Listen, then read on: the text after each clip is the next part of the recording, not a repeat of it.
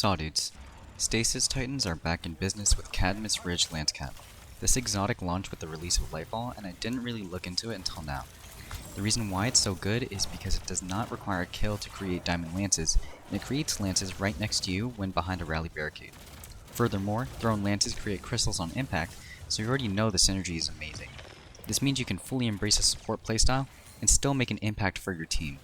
With this build, you can also be a triple threat to all champions, take on majors, and be an anchor for the blueberries trolling in your GMs. Let's get started. For the super, you can only use Glacial Quake. It's an okay super, but kind of suffers in the total damage and burst damage department. However, in situations where adds need to stop moving or you just need to punch your major out of existence, it'll serve you just fine.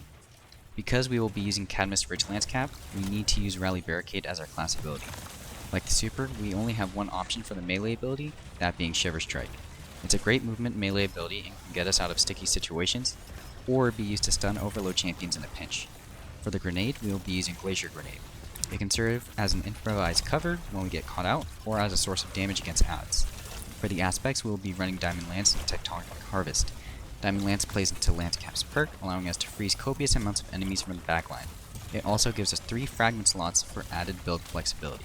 Tectonic Harvest allows us to create Stasis shards upon breaking Stasis crystals, which refund melee energy when they are picked up.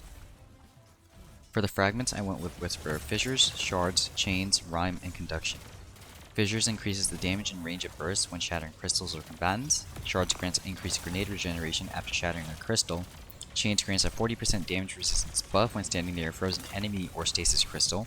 Whisper of Rhyme gives us a small chunk of healing and overshield when collecting a Stasis shard. Finally, Conduction makes Stasis shards track to us and gives us an additional 10 resilience and 10 intellect. Since that's done and over with, let's cover the armor mods. Starting with Lancecap, I used Special Ammo Finder, Harmonic Siphon, and Solar Siphon. Solar Siphon can be changed for Heavy Ammo Finder if you'd like. With the gauntlets, I slotted Grenade Kickstart, Bolstering Detonation, and Momentum Transfer. On the chest, I ran Solar Reserves and 2 Elemental Resistance mods that changed depending on the activity and enemy type. On the leg armor, I ran Recuperation, Elemental Charge, and Solar Scavenger. Last but not least, on the mark were Bomber, Outreach, and Reaper. For this build especially, focus on hitting 100 resilience for the reduced barricade cooldown and damage resist. Then prioritize Discipline and Strength. Really quick, I want to clarify the usage of Elemental Charge since some are confused about it. On screen, you'll see a tooltip taken from light.gg, which says that interacting with elemental pickups progresses a counter. Reaching 100% counter progress grants 1 stack of armor charge. You'll see that with 1 copy of the mod, each Stasis shard grants 25% progress towards 1 stack of armor charge, meaning that we need 4 shards to get 1 stack of armor charge. This sounds like a lot, but it really won't be with the insane amount of shards that we will be making.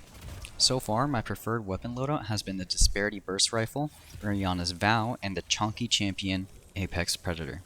Disparity easily procs the Lancecap's exotic perk and can spawn even more lances on the field for allies to use. Otherwise, it can be crafted with Headstone to make it an AoE powerhouse. Oriana's Vow is a relic from the past, but it still holds up now due to its high damage and anti-barrier potential. Its long range, combined with its high damage, pairs well with Rally Barricade, which nullifies its recoil. Finally, Apex Predator is just good. That's it. I crafted mine with Quick Launch, Impact Casing, Reconstruction, and Bait and Switch. For this build, your main role is to provide support for your team. This means playing in the mid to far range using Disparity and Oriana's Vow to pick off enemies. When you throw Diamond Lances, you'll be creating Stasis crystals that can be shattered to kill adds and chunk majors.